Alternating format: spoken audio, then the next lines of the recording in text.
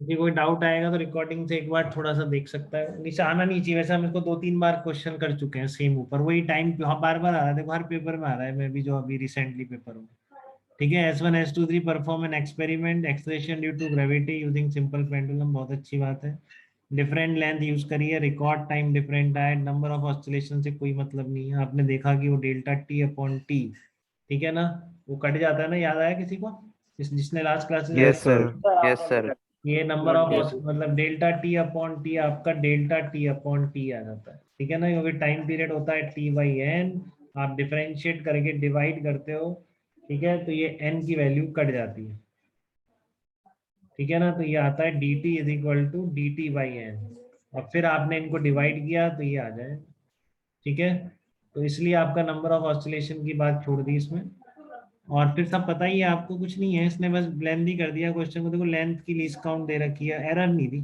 Error ये means वाला शायद इसकी रेगुलर प्रैक्टिस में आ चुका है ऐसा करना, ये लीस्ट काउंट को ही आपकी क्या बना देगा, एरर बना देगा, वही कर रहा है, पिछले 2-3 क्वेश्चन से देख रहे हैं वैसे, ठीक है। तो length of pendulum, number of oscillations, total number of oscillations, तो टाइम पीरियड, ठीक है, ये सब बातें कर रखी है, परसेंटेज एरर इन द जी निकालो, मिनिमम परसेंटेज एरर, तीनों की निकालनी पड़ेगी, क्या करें इसमें, ठीक है ना, तो करके देख लेते हैं एक बार, T is equal to 2 pi under root L by g, पहला स्टेप यही होगा आपका,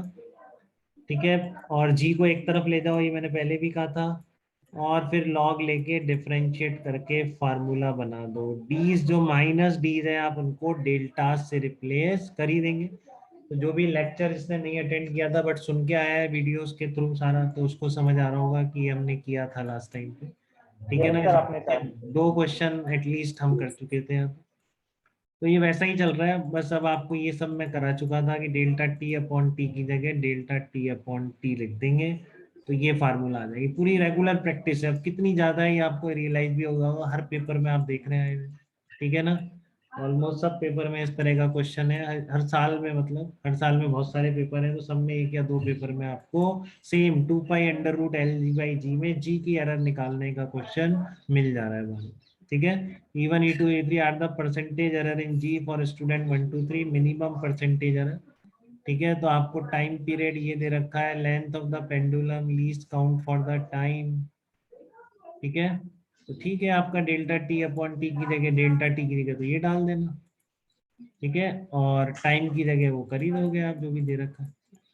तो देखो पहला क्या है, डेल्टा एल 0.1, लीस्ट काउंट जो दी थी यही दी थी ना, हाँ, least count of length 0.1,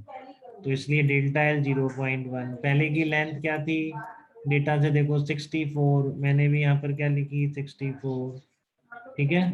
time कितना था, लीस्ट काउंट, एरर तो लीस्ट काउंट के बराबर ही है, और कोई स्कोप नहीं है ना कहीं से निकालने में, ठीक है, तो हम यही लेके चलेंगे, 0.1 आ गया, ठीक है, और टाइम कितना, टाइम की जगह आप ध्यान से डालना, ये डेल्टा टी की यहाँ पर इसमें रोल आ जाएगा नंबर ऑफ ऑस्किलेशन का शायद, क्योंकि ये टोटल टाइम निकालना है आपको इसमें, टोटल टाइम, ठीक है ना, और ये क्या दे रखा है इसने, टाइम पीरियड दे रखा है, एक ऑस्किलेशन का दे रखा है, नहीं इसने 128 क्यों ले लिया है, 0.2 अपॉन 128, 128 क्या दिया है इसने, टोटल, अच्छा टोटल टाइम है, नंबर ऑफ ऑस्किलेशन समझ रहा हूँ, ठीक है, तो दे रखा है इसने, इसका कोई यूज नहीं है, ठीक है ना, नंबर ऑफ ऑस्किलेशन तो इधर है, इनका तो कोई होता ही नहीं है, लेकिन ये टोटल टाइम दे ही रखा है, तो डेल्टा टी अपॉन टी में कर देंगे, error in the time measurement, ठीक है, ध्यान रखेंगे बेटा, ये देखो इसमें डेल्टा टी अपॉन टी की जगह डेल्टा टी अपॉन ये टोटल टाइम ऑफ ऑस्किलेशन है, जितने भी ऑस्किलेशन आपने कराए हो, ठीक है ना, ये इसमें ये कर सकता था, ये नहीं देता आपको, मान लो केवल नंबर ऑफ ऑस्किलेशन और टाइम पीरियड दे देता, देख रहे हैं हम, केवल नंबर ऑफ ऑस्किलेशन ये नहीं देता आपको अगर, ठीक है ना, ये नहीं देता आपको, देखोगे आप निकाल भी तो आप क्या करते हैं, नंबर ऑफ ऑस्किलेशन को टाइम पीरियड से मल्टीप्लाई करके ये टाइम निकालेंगे आप, क्योंकि डेल्टा टी जो एरर है उस टाइम मेजरमेंट की, आपके टाइम पीरियड की नहीं है, वो टोटल ऑस्किलेशन के टाइम नापने में आपने गलती करी होगी, वो है ना ये लीस्ट काउंट 0.1 सेकेंड, क्योंकि वो टाइम देख रहे हो ना आप स्टॉप क्लॉक से, तो ये वो मिस्टेक है, तो ये टाइम पीरियड की मिस्टेक नहीं है, तो इसलिए आपको इस फार्मूले में हमेशा डेल्टा टी अपॉन टी को रिप्लेस करना है, डेल्टा अपॉन टी है तो लीस्ट काउंट हो गई, या जो भी एरर है, divided by total time of oscillation ही लिखना है यहाँ पर ध्यान से, ठीक है। टोटल टाइम ऑफ ऑसिलेशन ही लिख रखा है, तो उसने फालतू में दिया है वैसे टेबल, आपको पता था कि नंबर ऑफ ऑसिलेशन दे देता और टाइम पीरियड दे देता, तो ये आप खुद से निकाल लेते ना, मल्टीप्लाई करके तो आ रहा है 16 × 8, 16 × 4, 9 × 4, ये आप खुद से भी निकाल सकते हो, ठीक है। लेकिन यहाँ पर यूज यही करना है, delta small T upon T.